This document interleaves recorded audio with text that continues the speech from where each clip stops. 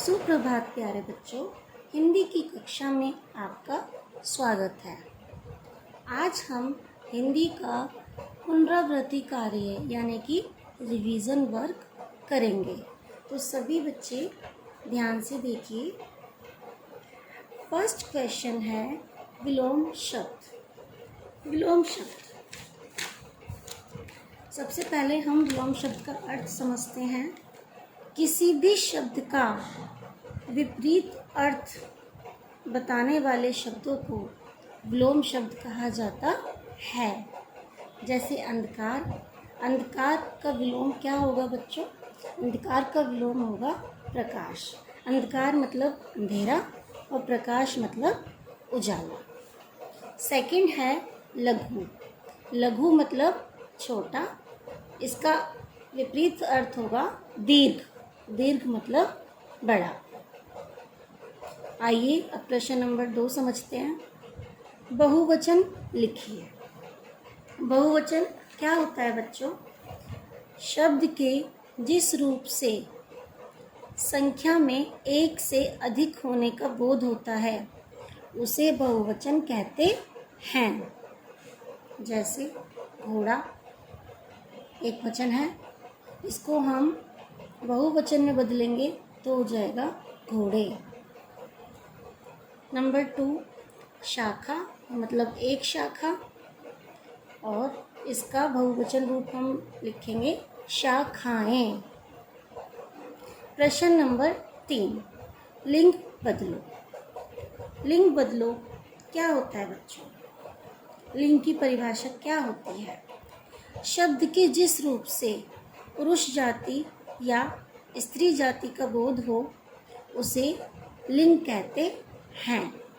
Number 1 बालक, इसका लिंग हम बदलेंगे। इसका लिंग क्या होगा? बालिका।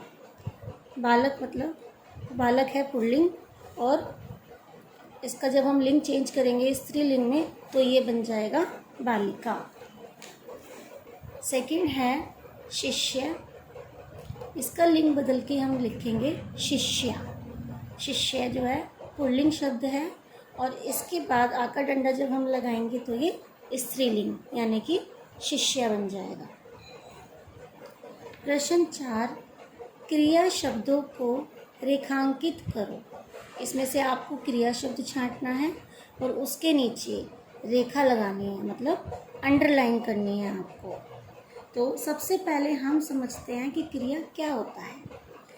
जिन शब्दों से किसी कार्य के करने या होने का बोध हो उसे क्रिया कहते हैं। फॉर एग्जाम्पल नंबर 1 मेरे साथ चलो। इसमें क्रिया क्या है? चलो, चलना। आपको पता है क्रिया शब्द कौन से होते हैं?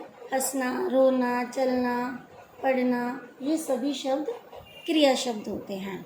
तो इसमें क्रिया शब्द है चलो, तो हम चलो के नीचे अंडरलाइन करेंगे, मतलब कि रेखा लगाएंगे।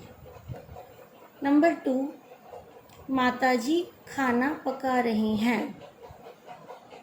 माताजी खाना पका रही हैं, तो इसमें खाना पकाना, खाना पका रही हैं, ये होगा हमारा क्रिया, क्योंकि वह क्या कार्य कर रही हैं? वह खाना पकाने का कार्य कर रही हैं। प्रश्न नंबर 5 निम्नलिखित के दो पर्यायवाची शब्द लिखो। वर्षा। सबसे पहले हम समझते हैं कि पर्यायवाची शब्द क्या होता है। समान अर्थ बताने वाले शब्दों को ही पर्यायवाची शब्द कहा जाता है। जैसे वर्षा, वर्षा का पर्यायवाची क्या होगा बच्चों? बारिश। ठीक है। ऐसी हवा, हवा का पर्यायवाची होगा पवन। तो मैंने आपको एक एक एग्जाम्पल बताया है, एक एक उदाहरण बताया है, पर आपको दो उदाहरण इसके लिखने हैं। प्रश्न नंबर 6 अनेक शब्दों के लिए एक शब्द लिखो।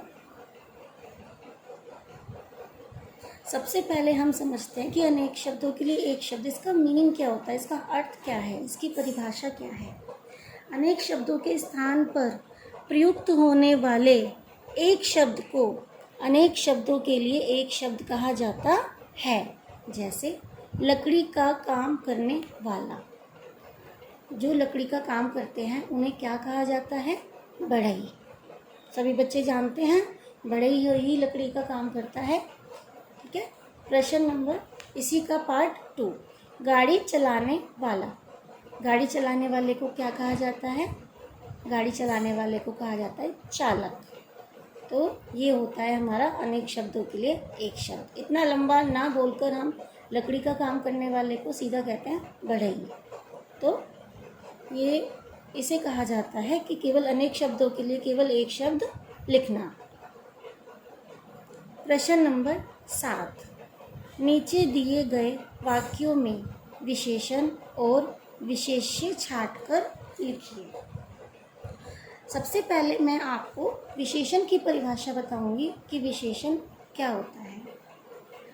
संज्ञा या सर्वनाम की विशेषता बताने वाले शब्दों को विशेषण कहा जाता है। ठीक है। जो शब्द संज्ञा अथवा सर्वनाम की विशेषता बताते हैं उन्हें विशेषण कहा जाता है। और विशेष्य किसे कहा जाता है, जिन संज्ञा या सर्वनाम शब्दों की विशेषता बताई जाती है उन्हें विशेष्य कहा जाता है। जैसे कुमार बड़ा अच्छा आदमी था। ठीक है। कुमार बड़ा अच्छा आदमी था। तो अच्छा, अच्छा क्या हो गया, उसकी विशेषता हो गई। ठीक है। और विशेष्य यानी कि किसकी विशेषता बताई गई है, कुमार की। तो कुमार क्या हो गया, विशेष्य हो गया। सभी बच्चों को समझ में आया कि विशेषण क्या होता है और विशेष्य क्या होता है। विशेषण मतलब जो हमें विशेषता है। ठीक है। और विशेष्य मतलब किसकी विशेषता बताई जा रही है, कुमार की विशेषता बताई जा रही है। तो सभी बच्चे इसका अभ्यास करेंगे और इसको अपनी नोटबुक में सुंदर सुंदर राइटिंग में करेंगे। ठीक है। अब हम आते हैं प्रश्न नंबर 8 पर।